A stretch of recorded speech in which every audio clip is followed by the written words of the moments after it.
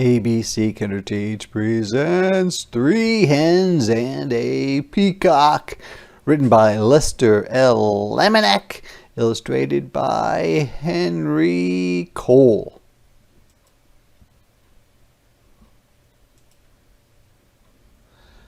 Things were quiet on the Tuckers' farm. The cows chewed their cud, chewed food that had already been chewed by them earlier. The hens clucked and pecked, which means made noises and picked up food with their beaks, and laid their eggs. The old hound stretched out on the porch, watching and listening. Once in a while, someone would stop to buy tomatoes or corn, perhaps a quart of milk. Nothing unusual, strange or out of the ordinary, happened there until, that truck is going by and out bounces this box, and I wonder what's inside the box. There's little holes in it like you can breathe out of the box, so it might be an animal, and it is a farm, so maybe a chicken. Oh, wait a minute, the story is about a peacock. I bet it's a peacock.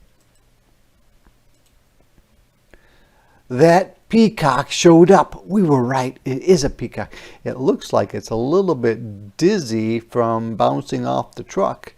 The cows and the hens and the old hound kept right on doing what they'd always done. But that peacock had never lived on a farm. It had no idea what to do. So he spread his fancy feathers and set to shrieking or making loud noises. I wonder what sort of trouble that's going to be. Eventually, which means after some time had passed, the peacock wandered down to the road. When cars whizzed by, which means drove by very fast, he shook his feathers and cried out in his loudest voice. Of course, folks stopped for a closer look. They're saying, very interesting, there's a peacock. Maybe we should stop and visit, right? Day after day, more folks stopped to admire, or notice how great he looked, the peacock, and they all bought tomatoes and corn, eggs and milk. Business on the Tuckers' farm was booming. Everyone seemed happy to have visitors stopping by, but the chickens don't seem very happy, do they? But trouble was brewing, which means trouble was beginning, in the hen house. They looked very mad, don't they? The hens were squawking and clucking and flapping their wings. We do all the work around here. I'd like to see that peacock lay one single egg. Exactly. He just struts around screaming, and struts just means walk in a stiff, proud way.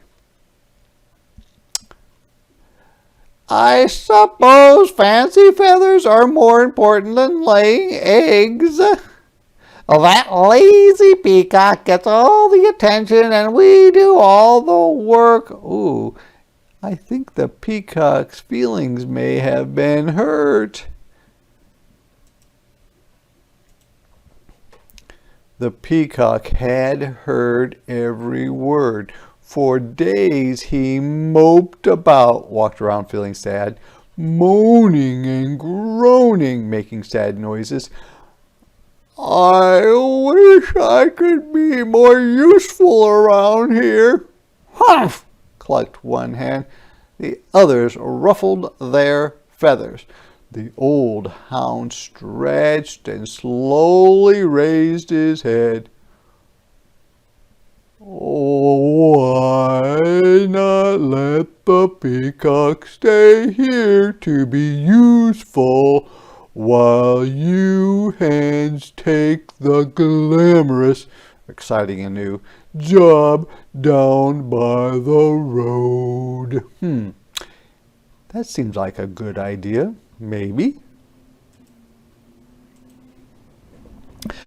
The three hens began clucking to one another. What a wonderful plan. Yes, it's a fabulous idea. Oh, ladies, we simply must fancy up our feathers tonight, and nothing but our brightest beads, bangles, or stiff bracelets or anklets, and bows will stop traffic. cars going by. For sure. Why, you girls know I can strut with the best of them.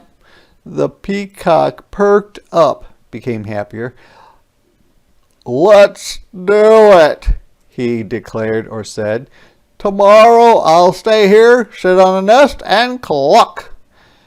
And we'll get all gussied up, or dressed up, said the hens. We'll be so glamorous. At sunrise the next morning, the hens strutted down to the road. The peacock marched right to the hen house and poked his head inside.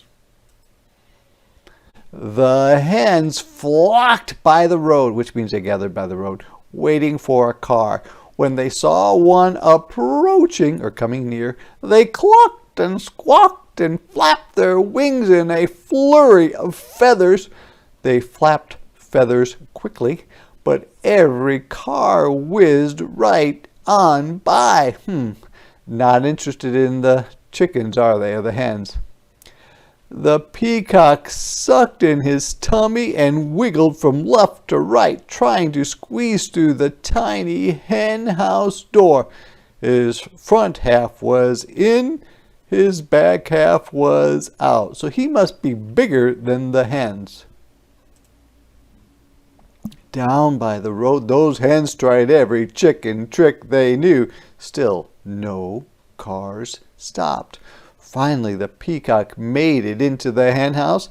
He held his breath and pushed with all his might, but no matter how hard he tried, he could not lay a single egg, not one. Well, boy peacocks don't lay eggs, so that's maybe the big part of the problem. The old hound stretched out on the porch, watching and listening. What's the peacock doing in the hen house? Asked Farmer Tucker.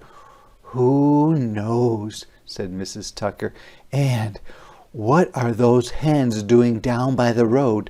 Not a one of them is up here laying eggs. Well, the way things are going, we aren't likely to have anyone buying eggs today, said Farmer Tucker. We need that peacock down there stopping cars. When the peacock heard that, he smiled the biggest smile you ever saw on a bird's beak. I am helping, he thought. He squirmed, or wriggled and squeezed back and forth until he popped out of the cramped or very small hen house. Then he trotted, ran but not fast, off to find the hens. I bet he's going to say, I'll get the cars to stop. You go back to the hen house, maybe? The exhausted, or very tired, hens were all clucked out. Every feather was out of place. What a day! We couldn't get one car to stop. It's true. Why, most of them didn't even slow down. So they had no luck trying to get cars to stop. Maybe they will appreciate or be thankful that the peacock is able to stop the cars, because it's not easy, is it? The peacock met the hens as they trudged, walked in a very tired way, up the road. I can tell you I'm no good at laying eggs, he said. I'm just not meant for it. Of course, because he's a boy bird, right? One hen nodded. I put on my stellar strut, moving in a proud and noticeable way. And even I couldn't stop a single car, she said. I have to hand it to you, Fancy Feathers. Your job is harder than it looks. The other hens agreed. The peacock looked relieved, no longer worried. So the hens marched back to the hen house. The peacock strutted down to the road. The old hound stretched out on the porch, watching and listening. And things were quiet again on the Tucker's farm. But something else fell off this truck. It does have holes like there's an animal inside, and there's some sort of a paw. I wonder what fell off. And look, it popped open. It sounds like there's going to be some getting used to a new farm animal, I bet.